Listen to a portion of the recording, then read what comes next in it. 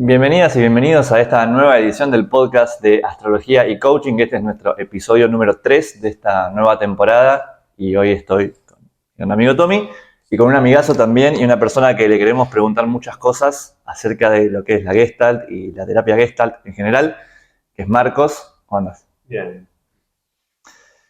Bueno, la idea es para mí, en esta primera parte, poder preguntarle un poco a Marcos cosas que ya veníamos charlando ayer Sí, al respecto de la terapia Gestalt, los orígenes de la terapia Gestalt y demás. sí. Y al final relacionarla, ¿no?, con la astrología. Con la astrología y con un tema muy particular de esta semana, que es el tema de Saturno y de los tránsitos de Saturno. Sí, Así que lo primero que me gustaría preguntarte, que me cuentes de nuevo, es esta diferencia, los orígenes de qué es la terapia. Primero, ¿qué es la terapia Gestalt? ¿Qué es la terapia Gestalt? La terapia Gestalt surge un poco como respuesta al psicoanálisis en los años 50, en un momento de bastante auge del psicoanálisis, incorporando lo que es la psicología de la Gestalt, que era otra corriente que no tenía que ver con lo terapéutico, sino con la percepción. Okay. De hecho, hablamos con Tommy que se usa más en el diseño, se estudia más la psicología de la Gestalt. Claro, vos estudiaste diseño, por ejemplo, yo y tenías estudié esos diseño conceptos. y yo no tenía idea, o quizás sí, pero muy vagamente, que también se llevaba a la psicología, pero en el diseño son leyes muy específicas. Claro. Y que cuando me dijo recién Marcos que se llevan a la psicología, y es muy loco cómo esas leyes se pueden llevar a lo visual o a lo psicológico. Ahí también Claro. es un indicio de cómo está relacionado todo el mundo más esotérico, mental, visual con el diseño, ¿no? Porque vos me dijiste que esto venía de la Gestalt como un estudio de la percepción. Claro, la Gestalt es una corriente más antigua, de los años 20 por ahí, que estudia la percepción. Ok. Y Fritz Perls es discípulo de Freud, aprende psicoterapia y en un momento le llega un libro que él escribe muy feliz junto a su mujer, junto a Laura, y Freud le dice, esto Lo no sirve para desestima, nada. claro, lo desestima. Y ahí es donde hace la gran ruptura. En ese La tiempo, ruptura con papá. Claro, él estaba exiliado. Sí. En Sudáfrica por el nazismo, él era de origen judío.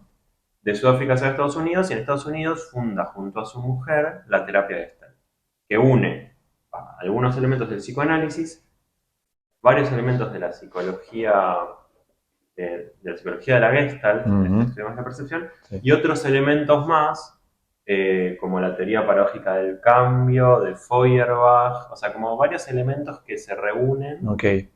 Y crean una perspectiva en los años 50 muy revolucionaria porque dice que no existe el humano por fuera del vínculo. En los años 50. Algo muy astrológico igual, ¿no? Para nosotros hoy. Como sí, que lo que nos define es nuestra red de relaciones, de algún modo, ¿no? Totalmente. Creo que viniendo de la astrología es algo que podemos palpar fácil, pero en comparación al psicoanálisis, que venía trayendo mucho el trabajo interior, ¿no? de revisión del propio inconsciente, es decir, no importa el inconsciente, importa cómo nos estamos relacionando en el aquí y ahora con el entorno. Sí, bueno, que eso es algo muy claro de la Gestalt, que es, al fin y al cabo como en lo fáctico de lo relacional, vemos cómo está si hizo funcional o disfuncional, ¿no? Exactamente, y a partir de ahí, o sea, todo el trabajo de la Gestalt, de esa Gestalt, que ahora vamos a diferenciarla de la segunda ola de la Gestalt, sí, pero de esa Gestalt, que es la que más se desarrolló después hasta la actualidad en Estados Unidos y en Europa, tiene que ver con cómo crear un campo propicio para la transformación, para satisfacer las necesidades que necesitan ser satisfechas, para obtener los recursos que se necesitan obtener. Pero todo el trabajo está dado en cómo crear el campo propicio para que eso se dé. Okay. Ese es como el gran objetivo del terapeuta gestáltico, crear un campo propicio para que la persona se encuentre, en realidad es para que la persona pueda establecer contacto. Claro. Hacer contacto es darse cuenta de lo que necesita, de lo que quiere, de lo que elige, sí, pero darse cuenta de sí mismo. Que eso en un ratito, cuando hablemos de Saturno, nos metemos ahí de lleno. Claro, con la responsabilidad. Sería como tomar conciencia de lo que lo está bloqueando o lo que lo está generando sufrimiento. Sería Totalmente. la finalidad. Sí, sí. Mm. Y que para la Gestalt el sufrimiento se da por una inhibición del proceso de contacto. Ahí por ahí se puede volver muy técnico, pero básicamente es Sí. el momento en que, si yo tengo hambre, con el hambre es más simple, ¿no? Pero hay todo un proceso hasta satisfacer mi hambre. Sí, Y hay que necesita los recursos que ya aprendí, tomar conciencia del entorno, ver dónde hay una carnicería cerca, sí, hacer el acto de ir a la carnicería y Sí. después, y esto es muy importante en la Gestalt, estar plenamente presente al momento de llevar el alimento a la boca, ¿no? Y, sí, Porque es el momento final, ¿no? El momento en el que Claro. se cierra el... claro, que es lo que le llaman del contacto pleno. Claro. claro, Entonces, en algún momento de ese ciclo puede pasar algo que lo inhiba. Insisto, Sí. con el hambre es más fácil, con el afecto, con el erotismo, con cosas más vinculares es bastante más complejo. Ujú. Porque Se puedo pierde, tener, sí. claro, creencias que me dicen que no puedo sentir eso, puedo tener proyecciones que imaginen que no, pero seguro no me quiere y entonces, ¿no? Claro. Pueden haber distintas inhibiciones. Entonces el terapeuta gestáltico va viendo dónde está la inhibición del proceso de contacto y Claro. generando un campo propicio acompaña a que pueda llegarse a ese contacto. Se puedan limpiar un poco todo lo que obstruye de esa consagración del objetivo, ¿sí? Un poco. Sí, en gran medida sí, solo que la Gestalt también trae algo de ese objetivo como a lo simple de, o sea, lo que le llama la autorregulación organística. Sí. O sea, está muy ligado al cuerpo. Bueno, esto de la autorregulación me gustaría charlarlo también más adelante con Saturno, ¿no? Porque no existe autorregulación igual sin sistema, ¿no? Total. Pero yo diría que antes de meternos en ese tema, otra cosa que vos me mencionaste ayer que estuvo muy bueno, que yo no sabía hasta ese punto, es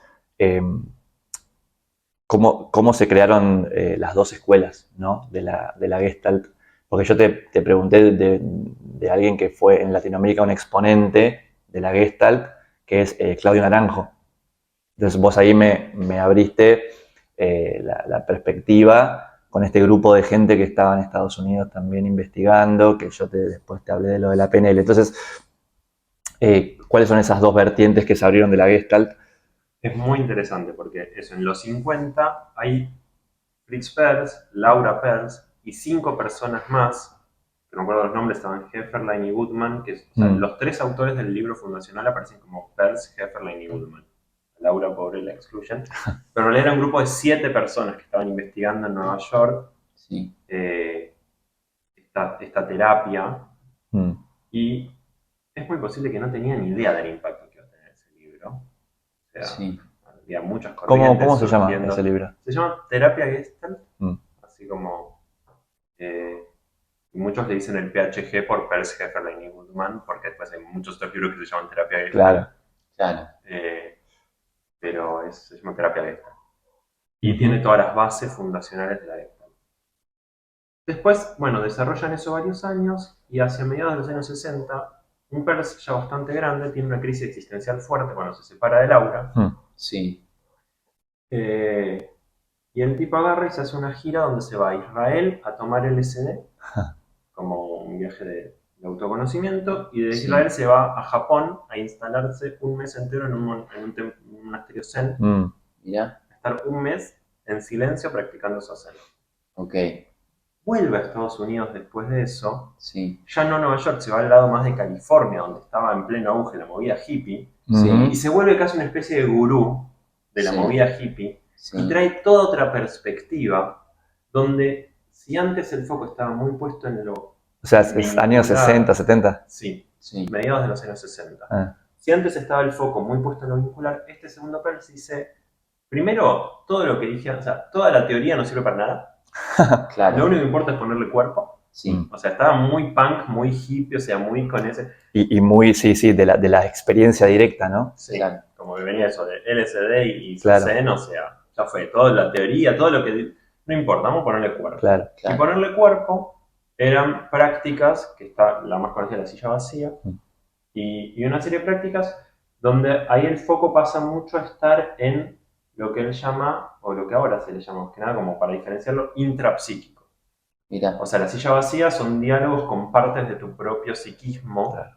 ¿no? Para buscar integrar o poner en diálogo partes de tu propio psiquismo. Que vos te vas parando y te pones en la otra silla, hablas, que es bastante Claro. conocido en las películas, que suele aparecer en escenas. Y que eso es lo que yo te decía, de terapia. que después modelaron Bandler y Grinder, que son los fundadores de la PNL. Entre otras cosas, modelaron a Peirce y modelaron esta dinámica que tiene que ver también con los anclajes espaciales, porque a tu inconsciente le ayuda a moverse de un espacio a otro Que para está también entender en las constelaciones, que ¿no? está en las constelaciones, hay anclajes espaciales y hay dinámica espacial también. Sí, claro. Total. Y todo el trabajo de ese Peirce es ese, trabajo con sueños y trabajo en grupo. O sea, no trabaja más individual a partir de eso.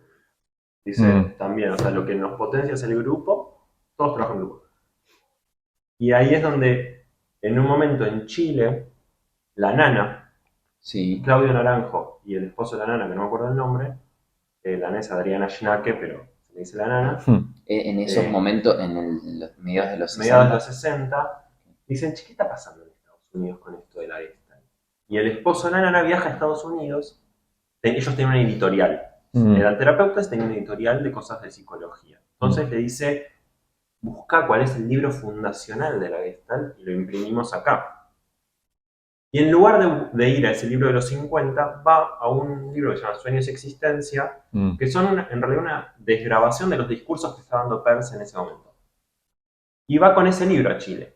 Entonces, en Chile, todo el desarrollo de la Gestalt, de la terapia gestáltica, no es el de esa primera terapia gestáltica, Claro. sino el del Peirce de los 60. Claro, esa segunda etapa mucho más marcada. Mucho más Sí. ahí de la experiencia. del trabajo intrapsíquico. Sí. Y ese es el que nos llega a Argentina. Sí. Pero entonces es como algo muy de solamente Sudamérica, Sí. un desarrollo, mucha elaboración de Sí. lo que había planteado ese Peirce, que Claudio Naranjo es uno de los que más desarrollan esa perspectiva de la Gestalt. Igual Claudio va a California, ¿no?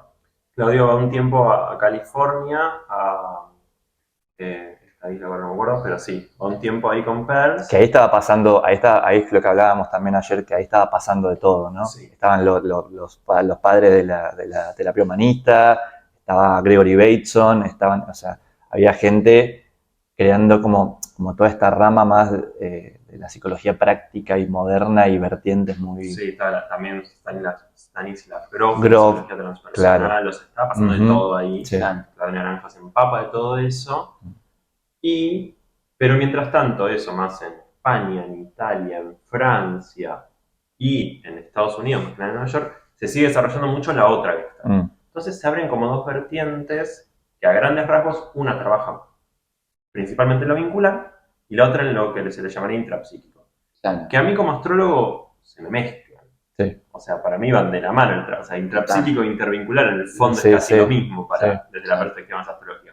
Pero en la Gestalt todavía no están tan enterados. ¿También hay una diferencia entre que quizás una es más teórica y otra es más práctica, o son las dos? No, son las dos muy prácticas. Sí, la de Nueva York, o sea, en general se la distinguen como la de Nueva York y la de California, la del este y la del oeste. La de Nueva York sí desarrolló bastante más teoría. Claro. Pero no es que no le dé bola a la práctica. De hecho, es sumamente práctica. Trabaja en el aquí y ahora de la relación. Sí. Esto se llama now to the next, o sea, ahora para lo que sigue. Claro. No hay mucho más. Ninguna de las dos va muy al pasado.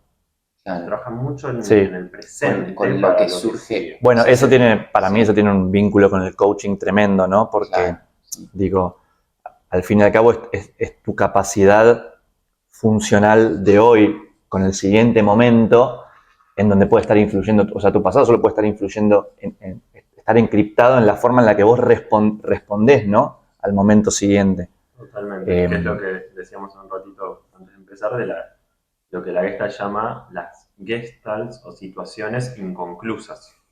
Que lo que no completé en el pasado lo estoy queriendo completar equivocadamente o ineficazmente en el presente. Era el principio, ese principio estaba en la psicología de la Gestalt perceptiva, ¿no? Claro. Como si ves un círculo casi cerrado, la mente automáticamente va a cerrar el círculo. Va a cerrarlo, sí. Y va sentir que es un círculo, va a percibir que es un círculo y va a decir y comunicar que es un círculo. Eso a mí me lleva en astrología también a todo el plano de los arquetipos, ¿no? Porque al fin y al cabo, como hay un montón de modelos Arquetipos, inconscientes, del inconsciente personal o colectivo, que cuando yo te miro a vos, como hay una presión inconsciente en la percepción de percibir formas completas, ¿no? Claro. ¿Cómo necesito entender qué forma sos? ¿No? Por ende, los poquitos rasgos que vos me des, o muchos, yo los voy a meter voy a buscar qué molde, exactamente, qué molde me sirve para entenderte a vos en un sentido más amplio. Pero en realidad es para ahorrar, al fin y al cabo, es 99 energía. Para ahorrar energía, pero es 99% mentira quizás, ¿no? En el sentido... Total. O sea, es la capa más superficial, pero al mismo tiempo podría ser cualquier otra forma. Podría ser cualquier otra forma, sí. ¿Cómo se rellena eso? Es una, como se dice en matemática, es una extrapolación, ¿no? Claro. Es una extrapolación que es bastante arbitraria. A mí me interesa, tengo una pregunta que recién hablaban. Tengo dos preguntas. Una es, ¿cómo sería una sesión de Gestalt para las personas que no tengan absolutamente nada de idea de cómo se trabaja? Recién mencionaste un par de herramientas que se usan, pero si lo llevamos, no sé, yo me quiero hacer una sesión de Gestalt. ¿Cómo para trabajar mi inseguridad en las relaciones, ¿no? Primero, o sea, la Gestalt tiene mucho trabajo grupal. Sí. Voy a nombrar ahora más individual, pero más que nada la de acá, la de Chile-Argentina, esa se trabaja mucho en lo grupal. Okay. O sea, hay mucho proceso grupal ahí. Por esto que decía de que Peirce decía que era lo único que importaba al final. Sí. Pero más de eso, por un lado, o sea, desde la perspectiva más de Nueva York, está esto de que la única función del terapeuta es ver cómo aportar de sí para crear un entorno propicio. Okay. Ese es como el único objetivo. Sí. Y se trabaja mucho con lo que se le llama resonancias, que es los propios sentires del terapeuta. O sea, no en el sentido de... O sea, ¿es válido lo que siente el terapeuta también? No solo es válido, es absolutamente necesario en ciertos momentos. O sea, hay algo del timing, ¿no? De ver cuándo es propicio realmente. O sea, no es porque importa en sí, pero si entendemos que somos un campo co-creado, que es lo que trae como perspectiva esa Gestalt, si somos un campo co-creado, yo estoy participando del campo también.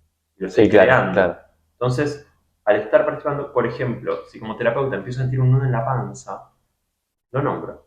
¿Sabes qué? Estás hablando de eso y a mí se me cierra la panza. Okay. ¿No? Okay. Y eso es lo que va posibilitando que el fondo, esta es otra de las leyes de la psicología, que el fondo del campo vaya volviéndose figura. Claro. Porque el fondo del campo, o sea, lo que no es visible, lo que no está nombrado, lo velado del campo, está en los cuerpos. Claro. Y al fin y al cabo se vuelve, lo estoy pensando, ¿no? Pero digo, se vuelve una interacción, o sea, aporta una interacción que es mucho más real y que de algún modo va a modelar mucho mejor las interacciones cotidianas, porque me imagino un vínculo con un psicoanalista donde te devuelvo de forma fría, te hago feedback frío, digamos, de lo que me decís y todo, pero en la realidad entre seres humanos, tarde o temprano, las interacciones que nos pasan y que nos movilizan tienen que ver con esto, ¿no? Total. Es como lo veo súper lejano al psicoanálisis, que la persona, la clásica imagen de la persona sentada en el sillón, claro, y el psicoanalista no diciendo absolutamente nada. Creo que ahí se... El terapeuta le pone mucho el cuerpo. Claro, como podría ser un terapeuta bioenergetista, por ejemplo, como podría ser un coach que se mete, ¿no? Sí, y con esta particularidad de que también está mucho el foco en qué está pasando en el vínculo. No sé, doy un ejemplo, pero una vez acompañando a una persona, por ejemplo, me estaba contando como de que había estado trabajando mucho en su jardín, ¿no? Y que eso la conectaba y no sé qué. Era una persona que ya venía laburando conmigo hace un año más o menos. Sí. Y me salía a decirle como, ¿sabes qué? No sé, siento como si, no sé, como si estuvieras esperando que te diga qué bueno. Y sí, la verdad que sí. Y a partir de eso pudimos trabajar algo de Mm. su vínculo con lo paterno, ya también hablando de Saturno, Sí. o sea, de esa espera constante de aprobación del entorno. Claro. Por una sensación que yo tenía y esto también es importante, o sea, el terapeuta estático nunca interpreta. Claro. O sea, lo que tenemos son resonancias, que son sensaciones o imágenes que se nos arman y las traemos como hipótesis de trabajo. Claro. Siempre es una hipótesis, yo no tengo certeza de qué te pasó. Claro, No. claro. Pero tengo hipótesis que se me van generando en el cuerpo y en las imágenes. Y también son hechos fácticos. Que vos o sea, si vos sentís esto en el pecho, sentís eso en el pecho. Sí. Y Claro, es una hipótesis, totalmente. Y nunca vamos a tratar de trabajar algo que la otra persona no esté viendo. O sea, yo lo nombro. Y si la otra persona dice, no, la verdad que no siento que estoy buscando aprobación, listo, lo suelto. Así como Claro. atrás que lo suelto, porque si no está esa disponibilidad, y sí a veces tenemos, bueno, obviamente a veces es como, che, bueno, siento que no tomas nada, o sea, vamos a ver qué está pasando ahí también. Pero igual me parece una herramienta que nos da justamente mayor capacidad de contacto, ¿no? Porque digo, si yo meto la racionalización siempre entre medio de lo que me pasa, pierdo el contacto, la capacidad de estar en contacto directo con lo que me está pasando, ¿no? Que me parece que a nivel de apropiarme de mi situación, porque yo creo que hay mucho en la Gestalt, en este tipo de dinámicas me tengo que apropiar de mí porque me desapropié, me fraccioné, me descindí, ¿no? Entonces, para apropiarme, la racionalización no me ayuda. Yo para apropiarme de algo, lo tomo, ¿no? Lo veo, hago contacto directo y lo tomo. Total, y la función del terapeuta acá es eso, es solo acompañar a darse cuenta de, y por momentos generar experimentos. O sea, se usa ese término en la terapia estática, son los experimentos. Que puede ser muy simple, como a ver, me voy a acercar un poquito más. O a ver, no sé eso, sentís que estás buscando mi aprobación, bueno, a ver, voy a mirar para otro lado y fíjate qué te pasa. ¿Se entiende? Como pueden ser muy simples estos experimentos. Sí. La de California sí desarrolla mucho más complejidad de experimentos. Usa técnicas teatrales, técnicas corporales, usa recursos artísticos, ¿no? Como ponerse a pintar y después ver, ¿no? Como o hacer un movimiento y plasmarlo. Claro, sí. O sea, usa muchos recursos y la silla vacía, que es como el gran recurso de la Gestalt de California. Sí. Entonces, por ejemplo, bueno, a ver, ahora que vimos esto, hagamos una silla vacía con esa parte tuya que busca aprobación. Claro. ¿No? Entonces la pones enfrente, ¿qué sentís hacia esa parte que busca aprobación? Sí. Y siento que me da una bronca tremenda, la quiero sacudir y decirle no estás a nadie. Bueno, ahora ponete el otro lado y sé la parte que busca aprobación, ¿no? Y se va desarrollando. Claro. La finalidad es integrarlas, o las partes, como toda la psiquis. En gran medida sí. Integrarlas, y acá es donde creo que podemos traer también algo de Saturnino, para poder responder adecuadamente a cada momento. Claro. Sí, porque si no respondo de forma fraccionaria, ¿no? Respondo siempre de una u otra. Claro, respondo desde un lado fragmentario, que siempre voy a terminar reaccionando igual, y que en general va a ser algo ineficaz que me genera sufrimiento. Sí, y sobre todo que se perpetúan las mismas dinámicas sistémicas de como respondí desde esta parte, hay otra parte que después se articula, ¿no? Que en gran medida las dinámicas que intentamos desarmar cuando queremos potenciar la vida de una persona tiene que ver con eso, ¿no? Con que se arme una sinergia entre las partes, más que una dinámica donde están en contacto las partes, pero desconociéndose entre sí, ¿no? Claro, lo que busca la Gestalt es eso, que dialoguen esas partes. Que dialoguen, claro. Sí. Que dialoguen. Y al fin y al cabo que la vida sea más, la vida y las decisiones que toma la persona sean más ecológicas para todo el sistema que incorpora la persona, ¿no? Y eso obviamente después se lleva a relaciones, trabajo, ¿no? Sí. Más tangiblemente. ¿Y cómo se podría relacionar con Saturno? Con Saturno. Yo hace mucho leí Sueños y Existencia de Peirce y me pareció fabuloso porque, bueno, yo no sabía que estaba leyendo al segundo Peirce en ese momento, ¿no? Y no al primero. Me pareció un Peirce que ya hablaba de esto de las experiencias de Satori, por ejemplo, y cosas por el estilo. Sí. Pero un concepto que trae, que vos nos contarás también mejor, él hablaba de que como que el crecimiento, la maduración tiene que ver con que en un principio los seres humanos arrancamos en un punto tenemos mucho soporte ambiental, soporte que necesitamos soporte, pero tenemos un soporte que nos proviene del ambiente, mamá, el círculo familiar. Como no nos podemos soportar solos, el soporte es ambiental. Es como, yo siempre lo digo, como si estuviera apoyado contra un árbol enorme, ¿no? Pero claro, en algún momento me parece que me tengo que convertir yo en ese árbol enorme para descubrir que soy capaz de ir dándome soporte a mí mismo. Entonces hay algo ahí que Peirce habla de introyectar el soporte, ¿no? Total. Es así tal cual lo escribís. Esto de pasar de un apoyo ambiental al autoapoyo. Okay. Como ese es el proceso de madurez, según ese segundo Peirce. La Gestalt de Nueva York dice que no existe el autosostén absoluto, claro, ¿no? Como que hay siempre una interdependencia.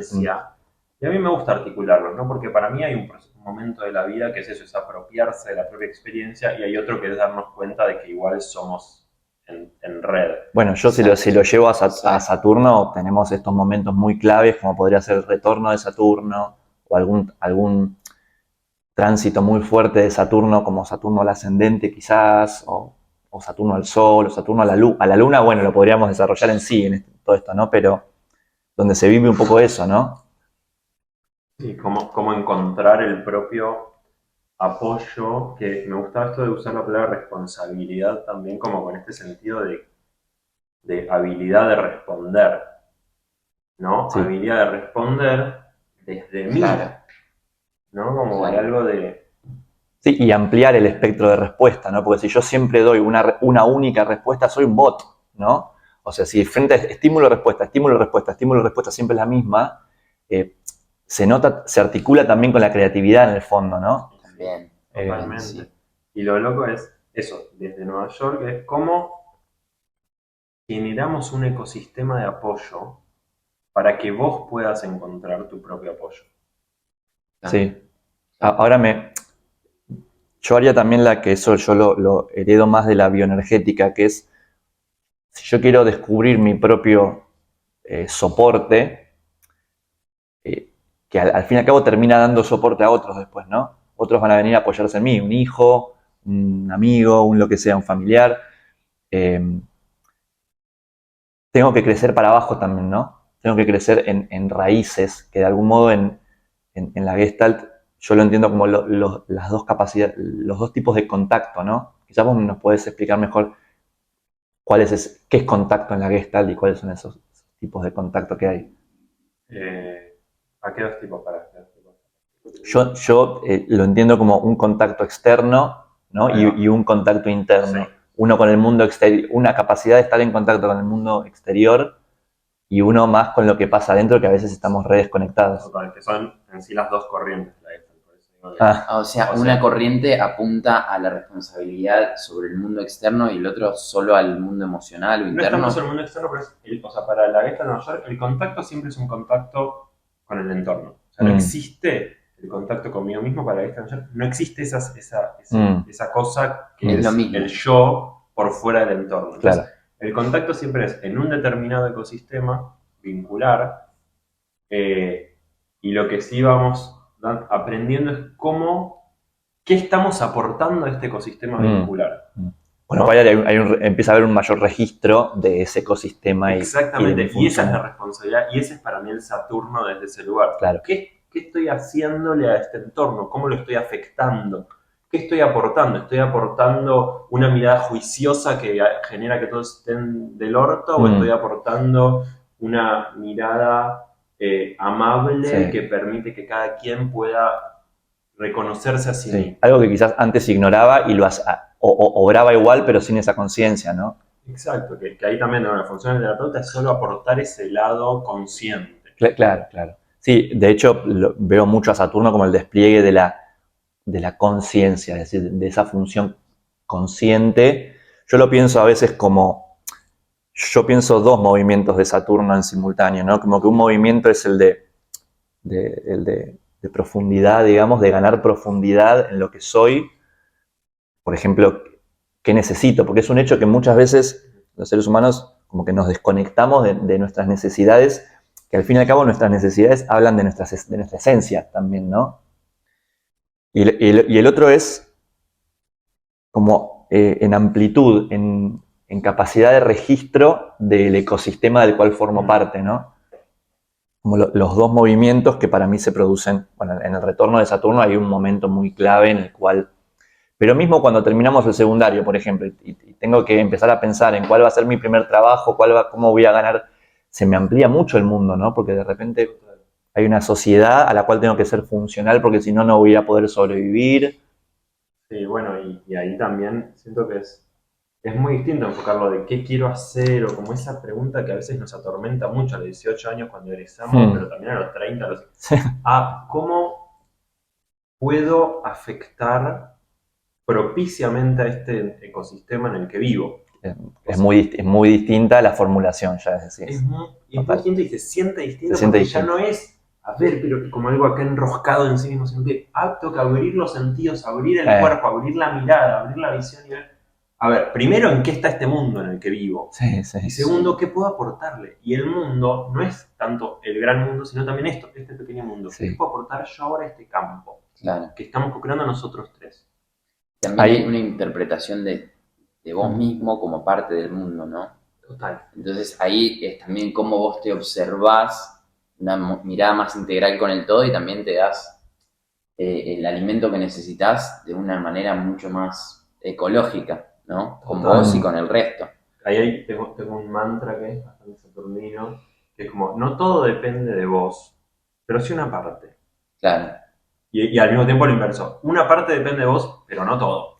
Claro, bueno, en esa medida, las dos juntas, ¿no? Hacen a lo saturnino, me parece, la combinación de ambas. En coaching se trabaja con algo que se llama círculo de influencia.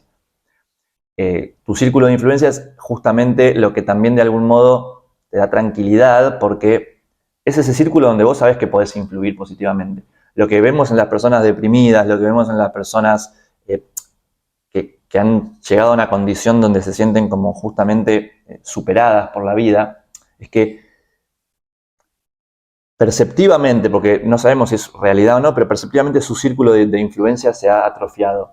Sienten que tienen muy poco en donde pueden hacer la diferencia. Mientras que otras personas ejercitando su círculo de influencia van descubriendo que si yo me concentro, es lo típico, me tengo que concentrar en lo que sí puedo controlar y cómo expandirlo y no en lo que no puedo controlar. Lo que no puedo controlar está ahí, pero si yo me concentro en lo que puedo, no sé si decir controlar, pero mucho mejor esto, si me concentro en lo que sí puedo aportar para influir positivamente en esos ecosistemas que puedo aportar y que influyo positivamente, mi círculo de influencia crece y de repente, paradójicamente, empiezo a descubrir que puedo cambiar realidades más grandes. Claro.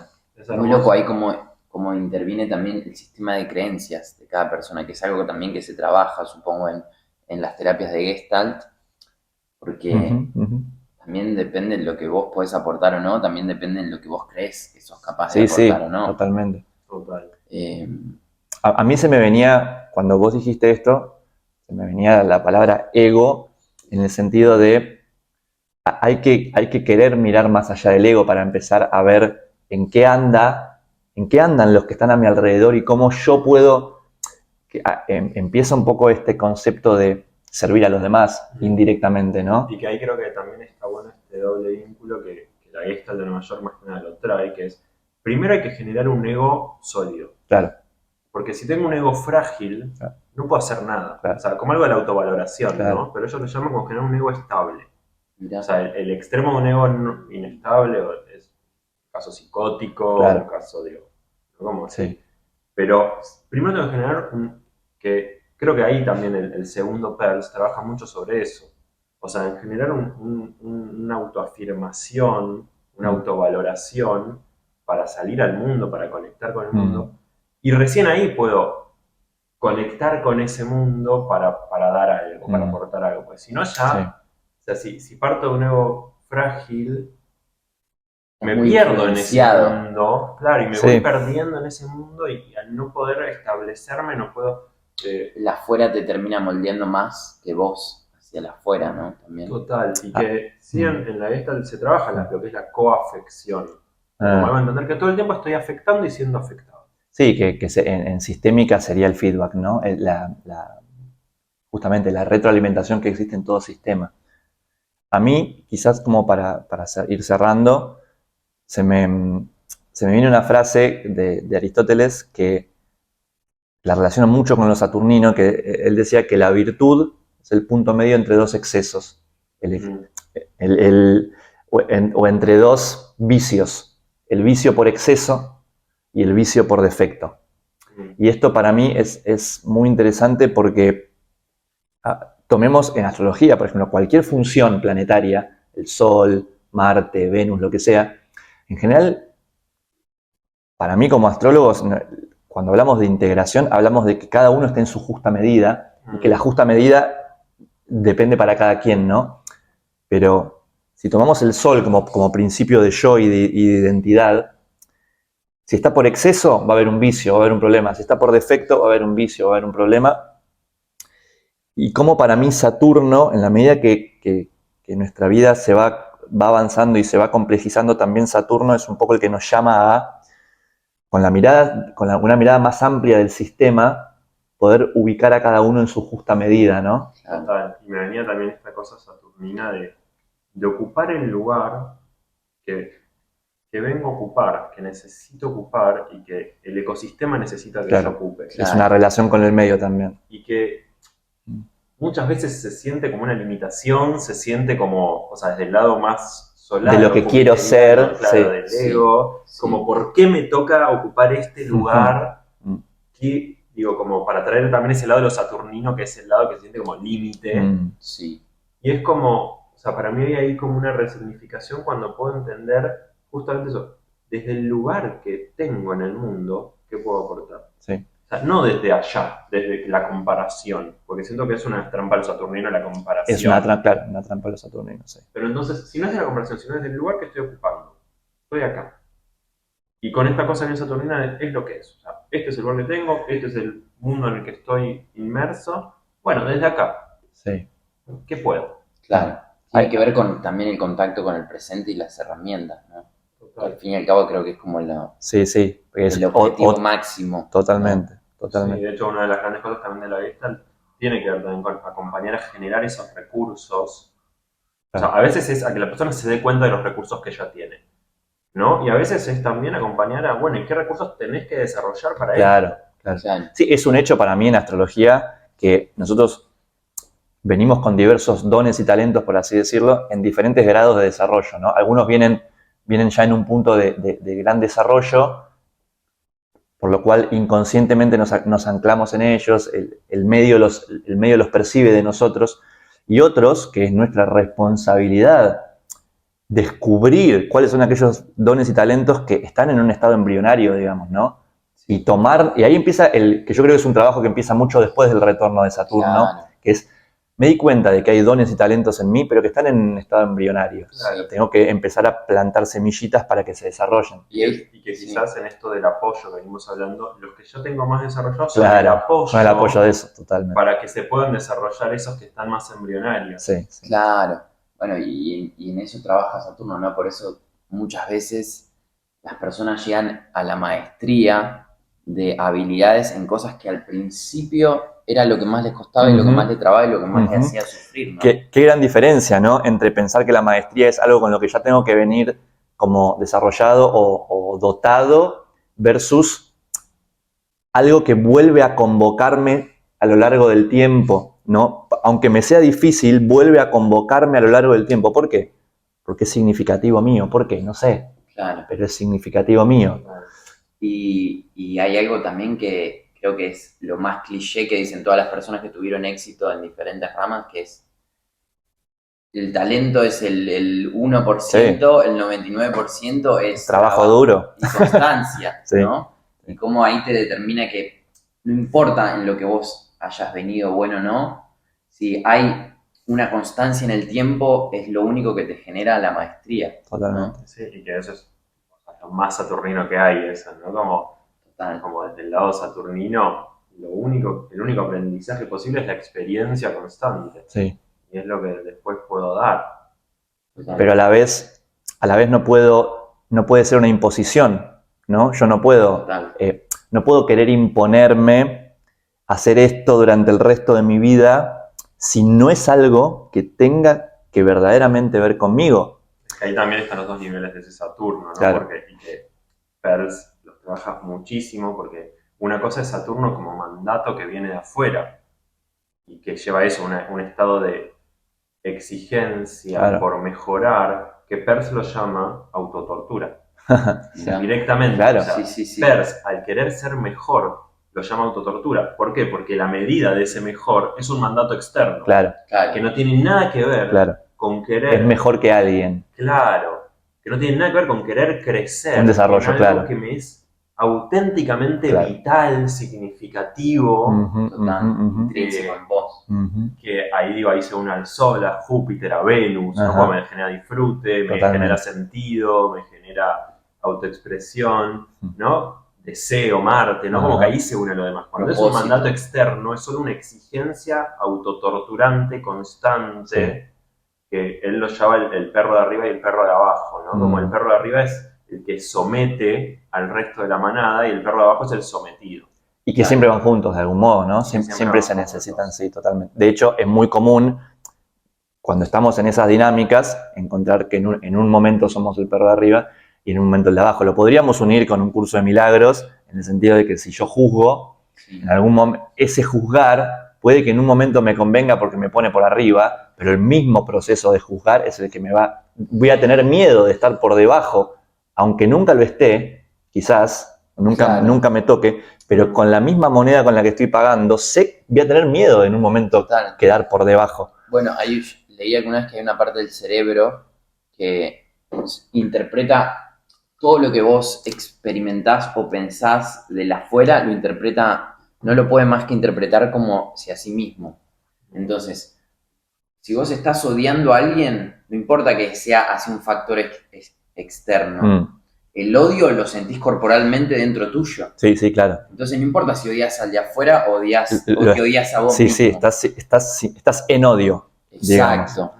Que es esta mirada también más de campo de la Gestalt, ¿no? Estás creando un ecosistema, un campo de odio. Claro. Total. Y estás aportando... No importa en qué parte del ecosistema está presente. Exacto. Sí. Y te está afectando. Claro. Bueno, creo que hablamos un montón. Hablamos un montón de info y... Nosotros, ya que estamos cerrando el episodio, bueno, gracias primero por esto. Ojalá que sea el primero de muchos que hablemos de estos temas. Contale a la gente también qué haces para que también te sigan en tus redes. Igual después lo vamos a dejar en el episodio, ¿no? Dale. Bueno, yo tengo una escuela de Tantra, es lo que más hago. ¿Sos astrólogo? Soy astrólogo, soy terapeuta gestáltico.